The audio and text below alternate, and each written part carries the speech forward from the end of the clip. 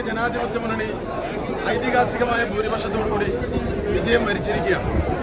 140 നിയോജകമണ്ഡലങ്ങളിൽ UDF 100 മേനി വിജയം കൊയ്യുമ്പോൾ 100 സീറ്റുമായി അധികാരത്തിൽ വരുമ്പോൾ ഞങ്ങൾ ആദ്യം തന്നെ പറഞ്ഞിരുന്നു 100 സീറ്റുമായി UDF അധികാരത്തിൽ വരും. അപ്പം മലപ്പുറത്ത് 100 മേനി വിജയമായിരിക്കും. 16-ൽ 16 ഞങ്ങൾ വിജയിക്കുമെന്ന് ഞങ്ങൾ ആയിരുന്നു.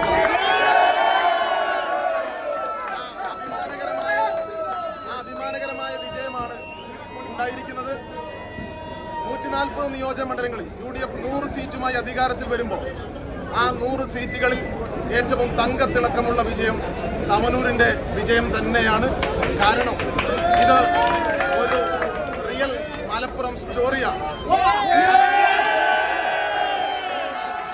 ഈ മലപ്പുറത്തിൻ്റെ മണ്ണിനെ അപമാനിക്കാൻ, അവഹേളിക്കാൻ, അപകീർത്തിപ്പെടുത്താൻ കഴിഞ്ഞ കുറെ കാലങ്ങളായി ശ്രമിച്ചുകൊണ്ടിരിക്കുന്ന കേരളത്തിലെ പിണറായി വിജയൻ ഉൾപ്പെടെയുള്ള, സജി ചെറിയാൻ ഉൾപ്പെടെയുള്ള, വെള്ളാപ്പള്ളി നടേശൻ ഉൾപ്പെടെയുള്ള ഒരുപാട് ആളുകൾക്ക് മലപ്പുറം നൽകിയ ഏറ്റവും മനോഹരമായ മറുപടിയാണ് ഈ വിജയം.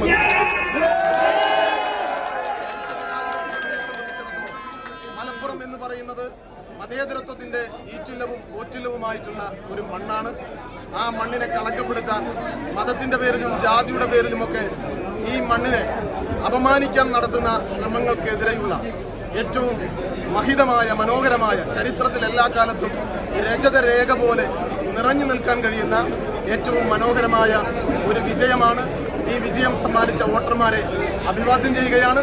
അതോടൊപ്പം ഈ മത്സരത്തിന് വേണ്ടി എന്നെ നിയോഗിച്ച ഓൾ ഇന്ത്യ കോൺഗ്രസ് കമ്മിറ്റിയുടെ നേതൃത്വത്തോടും പ്രസിഡന്റ് ശ്രീ മല്ലികാർജുന ഖാർഗെജി, പ്രിയങ്കരനായ രാഹുൽ ഗാന്ധി, പ്രിയങ്ക ഗാന്ധി ഈ മത്സരത്തിന് എന്നെ പറഞ്ഞയച്ച് 140 UDF സ്ഥാനാർത്ഥികളിൽ ഏറ്റവും കൂടുതൽ എനിക്ക് വേണ്ടി മനസ്സുവെച്ച് എൻ്റെ വിജയത്തിന് വേണ്ടി ആഗ്രഹിച്ച് അതിനുവേണ്ടി പരിശ്രമിച്ച AICCയുടെ സംഘടനാ ചുമതലയുള്ള general secretary Shri KC Venugopal, പ്രതിപക്ഷ നേതാവ് ശ്രീ VD സതീശൻ, KPCCയുടെ പ്രസിഡന്റ് പ്രിയപ്പെട്ട ശ്രീ സണ്ണി ജോസഫ് അവരോടുള്ള നന്ദി രേഖപ്പെടുത്തുകയാണ്.